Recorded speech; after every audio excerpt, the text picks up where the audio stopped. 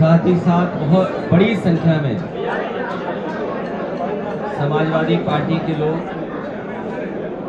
और हमारे पूर्व विधायक मंत्री जो आज हमारे बीच में नहीं हैं, उनके सभी परिवार सहयोगी साथी यहाँ पर मौजूद हैं और दुख के समय पे हम एक दूसरे से मिलकर के दुख बांट रहे हैं और उनके बातों को याद कर रहे हैं।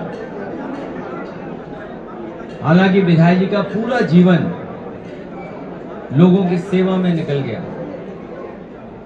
और संघर्ष कर करके उन्होंने राजनीति में अपना स्थान बनाया,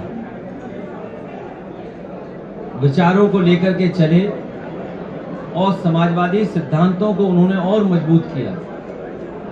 नेताजी का साथ और समाजवादी कार्यक्रमों के साथ वो हमेशा लगे रहे, संघर्ष करते रहे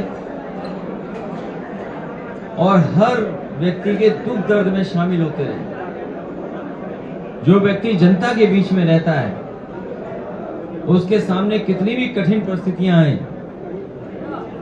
तो जनता उसका साथ देती है। कठिन परिस्थितियों में भी वो जनता ने उनका साथ दिया। कई बार के विधायक रहे, मंत्री रहे और ये क्षेत्र तो एक परिवार की तरह है। यहाँ के जनता ने और आसपास की जनता ने नेताजी को भी और समाजवादी परिवार को जब भी हम लोगों ने मौका दिया चुन करके भेजा। एक विशेष लगाव है इस परिवार का और यहाँ की जनता से। और एक पिता की खुशी सबसे बड़ी होती है कि वो पिता अपने सामने देखे कि बेटा उसके साथ उसकी तरह बन गया है, अपने आप को बेटे में देखता है। और पिता की शायद सबसे बड़ी खुशी यही होती है कि पिता अपनी जगह पर अपने जैसा अपने बेटे को देखे। और इसीलिए ब्रजेश आज विधायक हैं, जनता की सेवा उसी तरीके से कर रहे हैं। हमें उम्मीद है जनता का आशीर्वाद और जो सहयोग वो पहले भी देती रही जनता, भविष्य में भी देती रहेगी। जीवन इतना ही होता है, भगवान हमें आपको इतने ही वर्षों के लिए भेजता है, सब तय है। और जब इंसान चला जाता है तो कभी दोबारा वैसे नहीं लौटता। हम उसे याद कर सकते हैं, उसकी बातें याद कर सकते हैं, उसका काम याद कर सकते हैं। उसके सहयोगी साथी जो साथ रहते हैं, वो अपने साथ समय गुजारा वो याद करते हैं। और इंसान या पहचान इतने जल्दी नहीं बनती है, समय लगता है उस बनने में। अपनी पहचान बनाना और जनता को सम्मान देना और जनता से सम्मान मिलना सबसे मुश्किल काम होता है। उस सफर पर विधायक जी रहे, आज पूरा परिवार उसी रास्ते पर है। बदायूं की जनता का मैं धन्यवाद देता हूं कि बदायूं की जनता और आसपास के संभल, रामपुर, मुरादाबाद, जहां तक मैं कह सकता हूं, जनता ने हमारा साथ दिया, पार्टी का साथ दिया। एटा के हमारे सांसद भी हैं देवेश, हमारे साथ, हमारे क्षेत्र के रहने वाले, लेकिन एटा और कासगंज की जनता ने उन्हें स्वीकार किया और इनका सम्मान बढ़ाया, उन्हें लोकसभा में भेज दिया। आज हम सब मिलकर के एक समाजवादी लड़ाई और पीडीए की लड़ाई और सामाजिक न्याय की स्थापना के राज के लिए लड़ाई लड़ रहे हैं। हमें पूरा भरोसा है आने वाले समय में पीडीए सामाजिक न्याय के राज की स्थापना के लिए पीडीए के लोग मिलकर के सरकार बनाएंगे।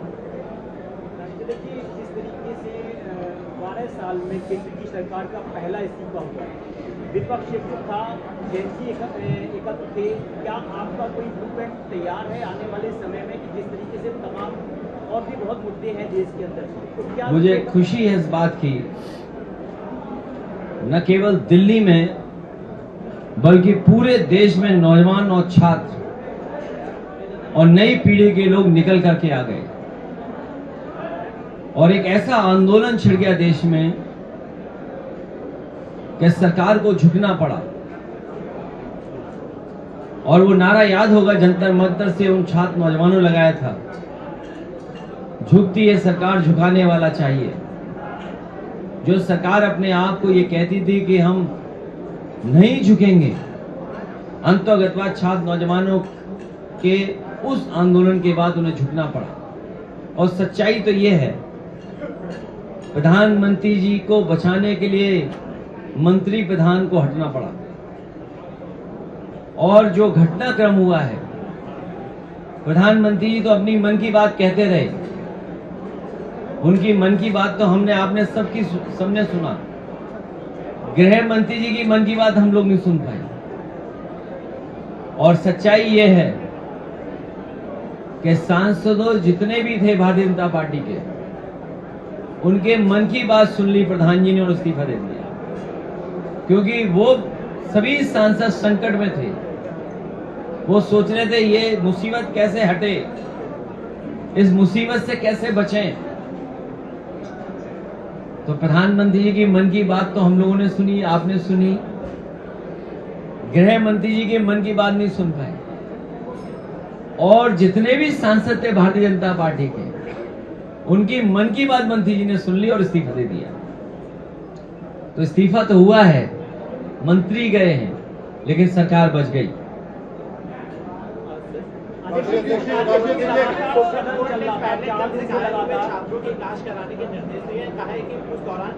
अब आप देखिए, लोकसभा में सभी विपक्ष के लोग ये मांग कर रहे थे कि स्टेटमेंट सरकार की तरफ से आ जाए।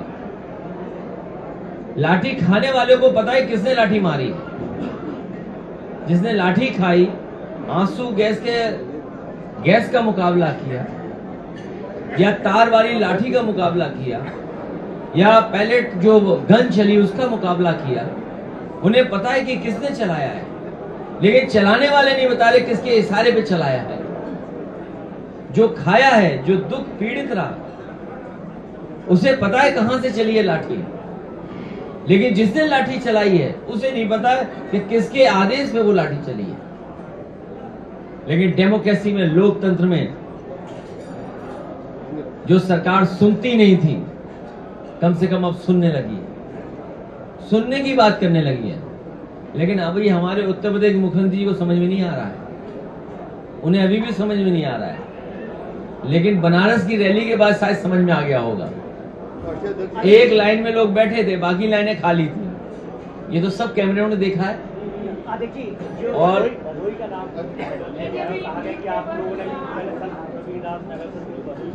हमें उम्मीद है हमारे पत्रकार साथी ने बहुत अच्छा सवाल पूछा कि उन्होंने भदोई का नाम बदल दिया। अच्छी बात है। वो कहावत भी आपको याद होगी, मन चंगा तो कटौती में गंगा। गंगा बगल में ही है यहाँ तो। मन चंगा तो कटौती में गंगा। ये संत जिनके नाम पर भदोई का नाम रखा गया, उन्हीं का है। हमें उम्मीद है कि जो संत रविदास जी के नाम पर जिले का नाम रखा है, कम से कम उनको पढ़ेंगे, उनके विचारों को अपनाएंगे। ये जो एकरंगी लोग हैं, कभी भी उनके विचारों पे नहीं चल सकते। अगर शायद मुख्यमंत्री जी ने विचार पढ़े होते, ये तो मुख्यमंत्री वो है जो जिन्हें हाथा नहीं भाता,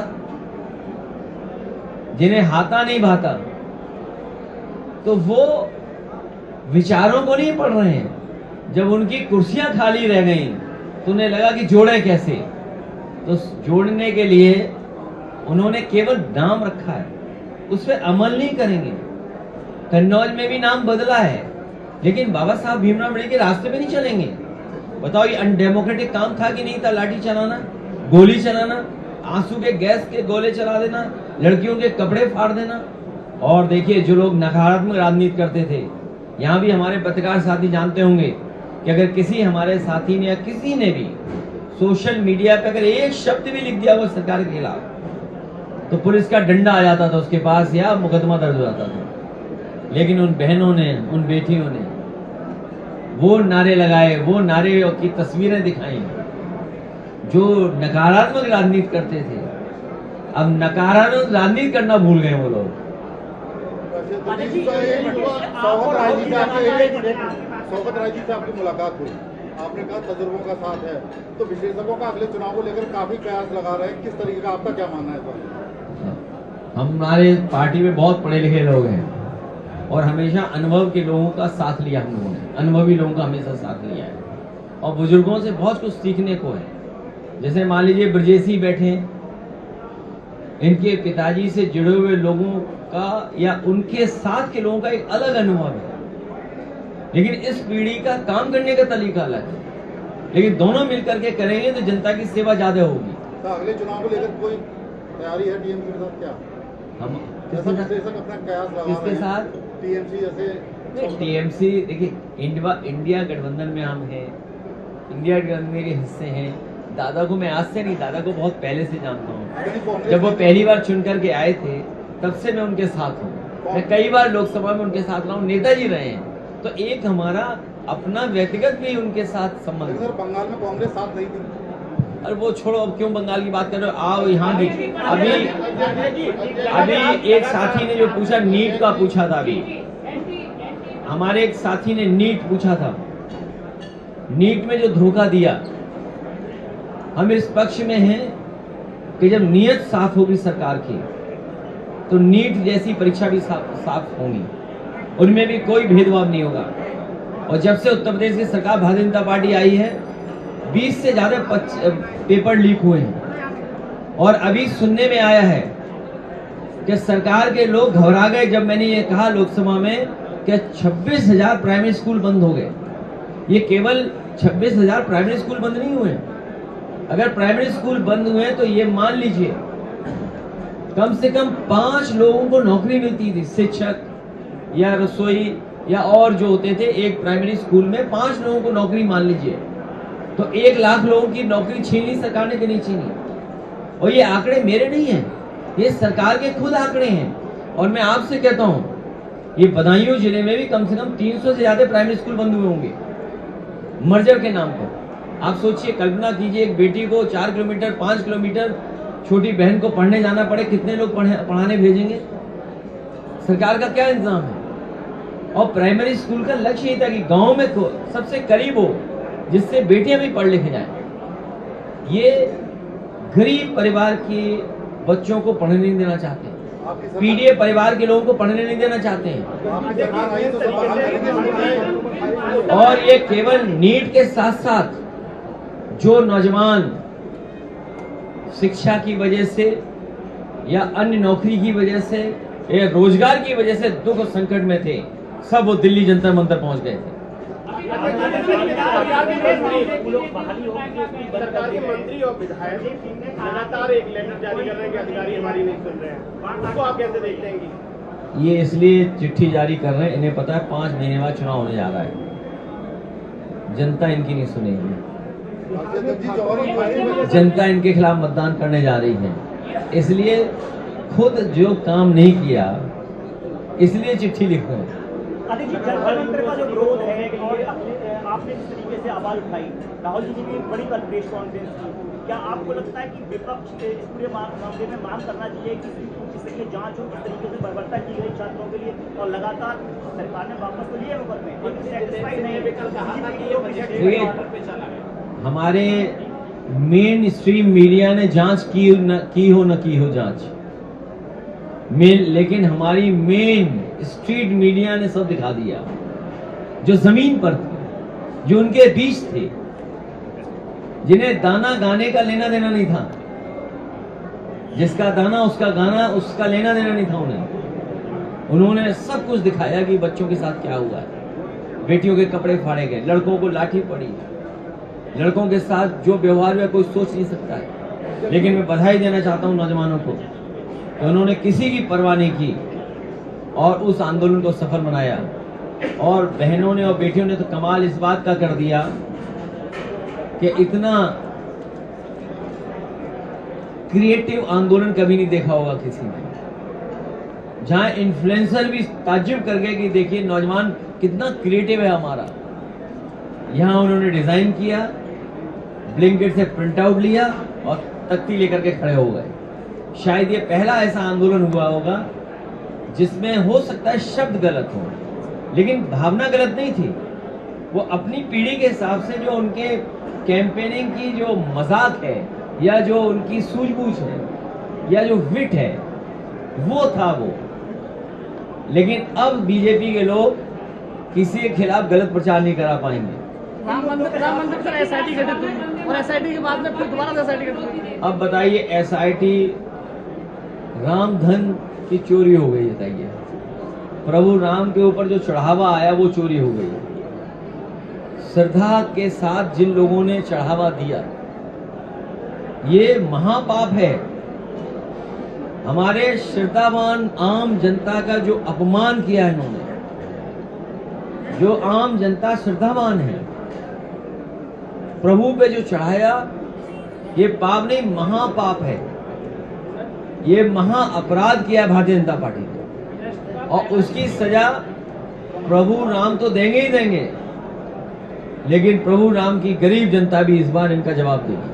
चंपत राय पे कार्रवाई क्यों नहीं हो पा रही? चंपत राय को पहले भी बचाया गया और फिर अब तो स्वीकार भी कर लिया कि हाँ कुछ लाख रुपए का गबन किया गया है, सामने आया है। अभी यूपी की सरकार ने जो एसआईटी बनाई थी, उसकी जांच में कुछ खुलासा हुआ है।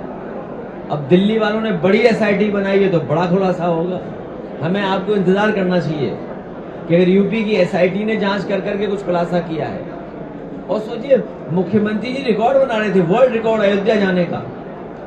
उन्हें पता ही नहीं कि क्या हो रहा वहां। उत्तर प्रदेश के मुख्यमंत्री जी वर्ल्ड रिकॉर्ड बना रहे थे अयोध्या जाने का, लेकिन उनके नाक के नीचे क्या हुआ? बिहार में छात्रों पर गोली चली है, उनको गिरफ्तार किया गया है। क्या आपकी तरफ से कहा गया है, थैंक्स बोला गया है, जिस तरीके से आपने चंदा चोरी का खुलासा किया, आपको जाता है इसका श्रेय कि अयोध्या में चोरी? ये श्रेय की बात नहीं है। भारतीय जनता पार्टी के लोगों का महापाप जो हुआ है वो देख रहे भारतीय जनता पार्टी के लोग, और लगता तो यह कि अयोध्यावासी, एक एक अयोध्यावासी जानता है, एक एक अयोध्यावासी जानता है कि इसमें भारतीय जनता पार्टी के लोग शामिल हैं।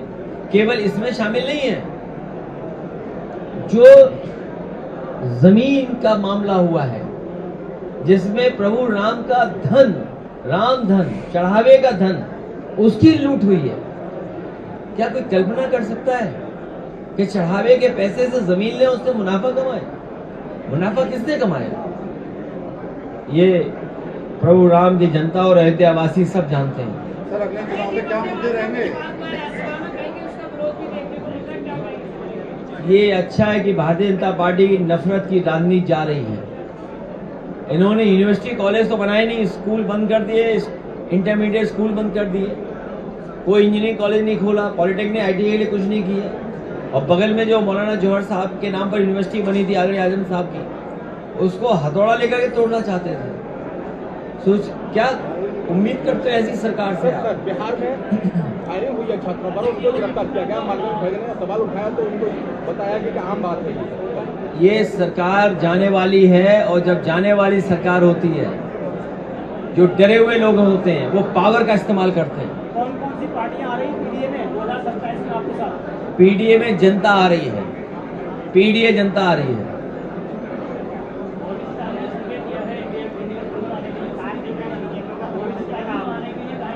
किसने? अभी जिस रास्ते हम लोग चले हैं उसी से हम लोगों ने हरा दिया, बताओ बीजेपी को। और बीजेपी इसलिए घबराई हुई है कि अगर वो विधानसभा की गिनती करते हैं तो 250 से ज्यादा सीटें समाजवादी पार्टी जीत गई। इंडिया अलायंस जीत गया 250 से ज्यादा सीटें। लोकसभा में तो है ही नंबर 1 हम लोग यूपी में, लेकिन 250 से ज्यादा सीटें जीत गए, इसलिए घबराए हुए हैं।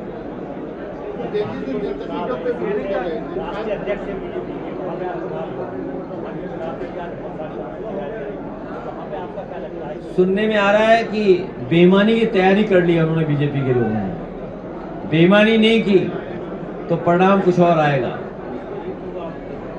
मुझे तो ये लगता है कि तेजस्वी या जो बहुत चुनाव लड़ाते थे सबको, असली मुकाबला उन्हीं के बीच में, दोनों के बीच में। बीजेपी लड़ाई में नहीं है, असली मुकाबला है तेजस्वी जी में और प्रशांत किशोर जी की पार्टी में। देखिए, ये मतलब पियर का चचा को क्या हो गया है? अभी आपका पियर का चचा है, पियर का चचा उनके साथ कोई एक पेपर आउट कराने वाला साथ है।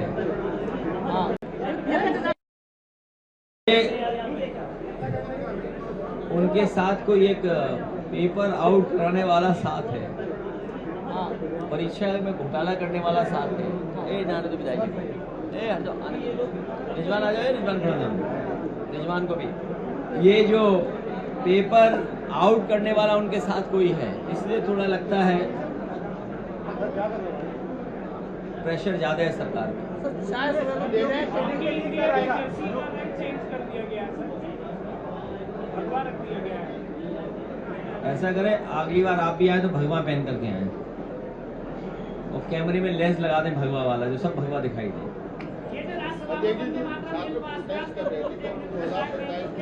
अरे भारत का झंडा नहीं लगाया इन्होंने, अंडरग्राउंड अनरजिस्टर्ड लोगों ने, जो इनकी मूल पार्टी है, जो जिसके ये पॉलिटिकल विंग है, उसने कभी भी भारत का झंडा नहीं लगाया, राष्ट्रीय गान को स्वीकार नहीं किया, राष्ट्रीय गीत को स्वीकार। अब वो उसके बहाने अपनी राजनीति करना चाहता है।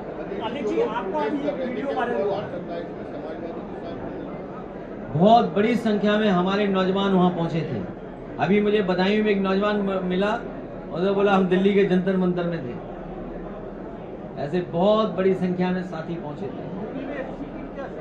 आप ये देखिए, इतनी बड़ी सड़क बनाई, क्योंकि सड़क खराब बनाई इसलिए मुख्यमंत्री चलना नहीं चाहते उस पर। आपको ये सोचना चाहिए। आज मैं जानबूझ करके चल के आया सड़क पर कि जरा देखूं हमारे मुख्यमंत्री इंजीनियर कैसे हैं, हमारे मुख्यमंत्री जी की इंजीनियरिंग कैसी है। आपने देखा ये 35,000 करोड़ से सड़क ज्यादा रुपए की बनी है और सड़क का पता ही नहीं लग रहा ये सड़क है। मुख्यमंत्री जी और एक्सप्रेसवे, कम से कम समाजवादियों के एक्सप्रेसवे तो सीखना चाहिए था, इसीलिए नहीं चल रहे हैं क्योंकि जानते वो खराब बनाए हैं, और ठीक बनाए होते तो चलते उस पर। जब कभी भी समाजवादी सरकार में कोई सड़क बनती थी तो उद्घाटन के समय मैं खुद चलता था उस सड़क पर, और एक सड़क पर चले अभी कुछ दिन पहले कानपुर वाली पर, वो भी धंस गई बताओ। उससे पहले प्रधानमंत्री जी उद्घाटन करके गए, सड़क बह गई, एक्सप्रेसवे बह गया था बुंदेलखंड। और ये गंगा एक्सप्रेसवे में पता लगा है कि जानवर आ जाते हैं वहां पर। नहीं, और अभी और धंस जाएगा, पानी अभी ठीक से नहीं बरसा है।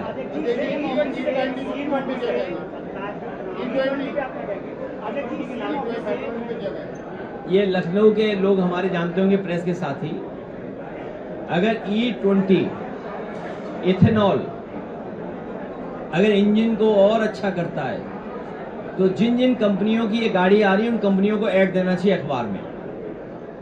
उन कंपनियों को ऐड देकर के बताना चाहिए कि E20 से ये लाभ है, आपका माइलेज इतना अच्छा होगा और मेंटेनेंस जीरो होगा। अगर वो कंपनियां नहीं दे रही हैं ये ऐड और विज्ञापन, तो इसका मतलब ये है कि सरकार उन पर दबाव बना रही है। और सुना ये है कि सरकार अपने लोगों को लाभ पहुंचाने के लिए इथेनॉल को पेट्रोल में मिला रहे हैं। और चावल सुना है FCI से बहुत सस्ता दे दिया कंपनियों को, तो मुनाफा किसको हुआ? बीजेपी केवल जेब भरने का काम करती है, अपने लोगों को मुनाफा कैसे मिले ये काम करती है।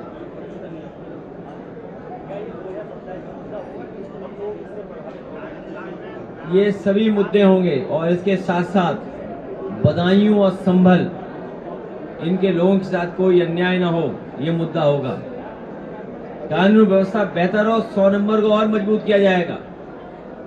ये हमारे मुख्यमंत्री जानते ही नहीं है कि ये 100 नंबर चलती कैसे थी। जैसे माइक का तार खींच देते ना, कई बार इन्होंने डायल 100 के तार खींच दिए जब से बीजेपी की सरकार आई है। 100 नंबर का तार खींच दिया इन्होंने। ये पुलिस को जगह जगह खड़े रहना था, अच्छी गाड़ियां मिलनी थी, 100 नंबर खराब कर दिया, एम्बुलेंस खराब कर दी। बताइए, फोन करने पे एम्बुलेंस आती थी, तो मुख्यमंत्री जी को पता लगा ये एम्बुलेंस क्यों जा रही है टाइम से, इसके भी तार खींच लो। अब एम्बुलेंस का क्या हालत है। मेडिकल कॉलेज दिया यहाँ पर कि अब बदायूं की जनता को और आसपास की जनता को कहीं इलाज के लिए नहीं भागना पड़े, यहीं पर इलाज हो जाए। मेडिकल कॉलेज बर्बाद कर दिया, PSC बर्बाद कर दिए, और स्वास्थ्य विभाग ऐसा कर दिया कि स्वास्थ्य विभाग का खुद ही इलाज कराना पड़ेगा। स्वास्थ्य विभाग का भी स्वास्थ्य खराब हो गया। स्वास्थ्य विभाग को भी दवाई की जरूरत है। देर से समाजवादी पार्टी घोषित करती है, क्या उससे कई जगह नुकसान होता है? क्या चीज? समाजवादी पार्टी जो देर से प्रत्याशी घोषित करती है, क्या उससे मन में हमने तय कर लिया सब प्रत्याशी। देखिए आजकल सीएम घोषणा कब तक हो जाएगी? योगी जी का नाराज दिखते जब हैं। हमारा तुम मन पढ़ लोगे तब। देखिए आजकल योगी जी का नाराज दिखते हैं, कभी दिल्ली से नाराज हो जाते हैं और अभी कौन? योगी जी कभी दिल्ली से नाराज होते हैं और अपनी सीएम ऑफिस से खबरें आ रही है कि जो उनके अधिकारी बड़ा करीबी थे लास्ट टाइम उनसे बड़ा नाराजगी जाहिर की है।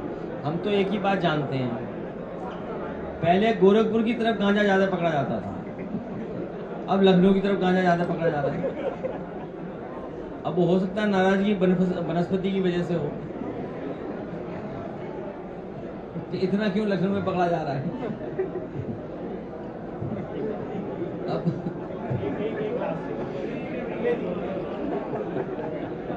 क्या हुआ नहीं है। अच्छा, ये जितने बच्चे हैं ये सब गूगल चलते हैं, आप नेट देख सकते हो, आप खुद ही टाइप करके देख लो कि 2017 से पहले कहाँ पकड़ा जाता था गांजा ज्यादा, और 2017 के बाद गांजा कहाँ ज्यादा पकड़ा जाता है। आप गूगल पकड़ लो, अखबार वाले सब लोग हैं, आप सब जानते हैं ये बातें। हर दिन लखनऊ में पकड़ा जाता है, बताइए गांजा। ये लखनऊ के पत्रकार ही जानते होंगे। 27 में बैन हो जाएगा हैं? 27 में बैन हो जाएगा। 27 में समाजवादी सरकार बनेगी, एक्सप्रेसवे को और अच्छा बनाया जाएगा, इसके किनारे मंडी बनाई जाएंगी, किसानों को सुविधा देंगे और हमारा ये इलाका और खुशहाल हो। अगर दूध उत्पादन के लिए बड़ा कारखाना लगाना पड़ा, जैसे चीनी मिल नेताजी के समय पे लगी थी, अगर आपको याद हो, ये जो गुन्नौर में सबसे जल्दी चीनी मिल लगी थी, 9 महीने के अंदर लग के तैयार हो गई थी। अगर हमें दूध उत्पादन का और किसानों की फसल के लिए मंडी और किसानों को सुविधा के लिए अगर हमें कोई बनाना पड़ेगा तो बनाएंगे, जिससे हमारा किसान खुशहाल हो और नौजवानों को नौकरी रोजगार से जोड़ने के लिए इस एक्सप्रेसवे के किनारे कुछ बड़े काम कर करके इनको रोजगार नौकरी देने का काम करेंगे, बड़े जो बंद स्कूल हैं चालू करेंगे। और लैपटॉप तो आज भी चल रहा हो हमारा वाला, संभल वाराणसी सोचिए किस और जमाने में दिया बाड़मेर था, में। और अब तो एआई का जमाना आ गया। एआई का जमाना आ गया, इतने प्लेटफॉर्म आ गए, और ये जो गांव-गांव आपको दिख रहा है इंटरनेट, याद करना 2017 से पहले समाजवादियों की देन है कि गांव-गांव पेनिट्रेशन कर दिया। ये बीजेपी की देन नहीं है। इसलिए आने वाले समय में जब टेक्नोलॉजी कम थी या टेक्नोलॉजी की जानकारी कम थी, तब देखिए डायल 100 जैसी व्यवस्था लागू कर दी थी हम लोगों ने, एम्बुलेंस लागू कर दी थी, लैपटॉप दे दिया था। आज तो एआई है और चीजें अच्छी हो गई हैं। तो इस समय पर हम लोग और अच्छा कर करके टेक्नोलॉजी के साथ हमारे ग्रामीण क्षेत्र का विकास हो, उसको संतुलन बना करके अपने किसान और युवाओं को नौकरी रोजगार देने का काम करेंगे। सर, संभल वाराणसी और बाड़मेर में राजस्थान में 500 जगह नोटिस दिए गए अवैध इंस्पेक्टर पर। क्या चीज? बुलडोजर चल रहा है सर, किस तरह से? देखिए, बीजेपी चाहती है कि हिंदू मुसलमान पे चुनाव हो, नफरत पे चुनाव हो, इसीलिए जानबूझ करके अधिकारियों के माध्यम से इस तरह का काम करा रहे हैं। मैं ये आपसे कह रहा हूं, पूरा गोरखपुर इलीगल है, पूरा गोरखपुर इलीगल है। लीगल इलीगल कुछ नहीं होता है। आप किसी जगह जाओ, अधिकारी जब चाहे तब इलीगल बना देंगे आपकी चीजें। अब देखिए दिल्ली में बीजेपी के लोग सगे किसी के नहीं हैं। जब लगा कि खुद फंस जाएंगे बीजेपी के लोग, तो कहते हैं अधिकारियों ने लाठी चलवाई थी, अधिकारियों ने आंसू गैस की गोले चलाए थे। इसलिए मैं अधिकारियों से भी कहना चाहता हूं जो अन्याय कर रहे हैं, जब समय बदलेगा तो बीजेपी आपकी सगी नहीं रहेगी। और आज भी अगर कभी मामला फंस गया तो बीजेपी आपकी सगी नहीं है, बीजेपी आपको ही फंसा देगी। तो ये जो अधिकारी अन्याय कर रहे हैं, एक दिन देखना बीजेपी वाले इनका साथ छोड़ देंगे। सर, जिस तरीके से आपका ये वीडियो वायरल हुआ, उसमें आप डांटते हुए नजर आए, किसको? कांग्रेस के लोगों को ये कहा कि अरे बहुत पुरानी बात है। ठीक है, तो हमें बताना जिस तरीके से आपका गठबंधन आगे बढ़ रहा है, राहुल जी और आप साथ में काम कर रहे हैं। देखिए, इसमें आपको लोकसभा की परिस्थितियां नहीं पता होंगी, आपको तो कैमरे से परिस्थितियां पता लग रही हैं, आपको तो कैमरे से परिस्थितियां पता लगी हैं, इसलिए बीजेपी से सावधान रहो बहुत ज्यादा। हाँ बोलिए तो। इसलिए एक बार फिर ब्रजेश जी और उनके ओमकार जी के जितने भी हमारे विधायक जी के सहयोगी साथी और परिवार के लोग हैं, मैं उन सब के दुख में शामिल होना है। हमें उम्मीद है ये सब मिलकर के उनके रास्ते पर चलेंगे।